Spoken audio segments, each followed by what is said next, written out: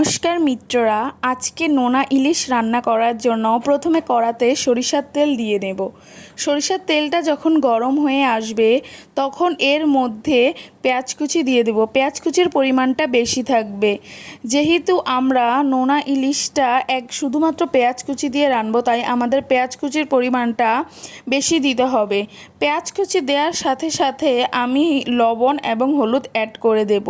এখনই আমি লঙ্কা গুঁড়োটা দেব না, পেঁয়াজগুলো যখন হালকা হালকা ভাজা হবে তখন আমি লঙ্কা গুঁড়োটা অ্যাড করব। লবণ এবং হলুদ গুঁড়ো পরিমাণ মতো দেব, আপনারা ঠিক যতটা লবণ খান ততটাই দিবেন। আর এখানে লবণটা একটু কম দেওয়ার চেষ্টা করবেন, কেননা নোনা ইলিশটা খেতে এমনিতেই একটু লবণাক্ত, তাই আপনারা লবণটা এখানে কম দিবেন। দেওয়ার পর আমি ভালো মতো পেঁয়াজের সাথে হলুদ এবং লবণটাকে মিশিয়ে নেব। হালকা হালকা ভাজা হলে এরপর আমি এর মধ্যে লঙ্কা গুঁড়ো অ্যাড করব। লঙ্কা গুঁড়োটা আপনারা আপনাদের পরিমাণ মতো করে অ্যাড করবেন, ঠিক যতটা পরিমাণ ঝাল খান ততটা পরিমাণেই লঙ্কা গুঁড়ো দেবেন। লঙ্কা গুঁড়ো দেওয়া শেষ হলে ভালো মতো নেড়ে চেড়ে নেব। ভালো মতো নাড়াচাড়া হয়ে আসলে আমি এখানে সুন্দর করে কেটে এবং ধুয়ে রাখা আলুগুলো দিয়ে দেব। আজকে আমি নোনা ইলিশটা শুধুমাত্র পেঁয়াজ এবং এই আলু দিয়েই রান্না করব।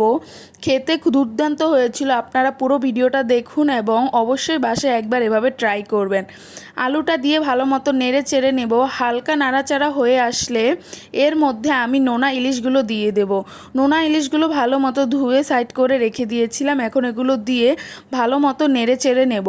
আর আপনারা যদি আমাদের চ্যানেলে নতুন হন তাহলে অবশ্যই আমাদের চ্যানেলটিকে সাবস্ক্রাইব করবেন এবং আমাদের পাশে থাকবেন।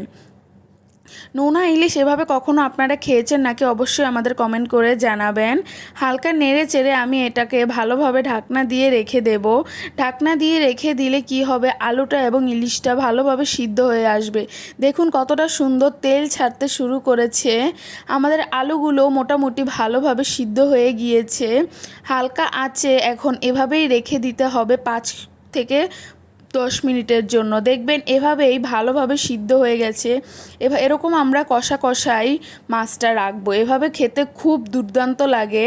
আপনারা বাসায় অবশ্যই এভাবে ট্রাই করবেন এবং আমাদের কমেন্টে জানাবেন। টাটা।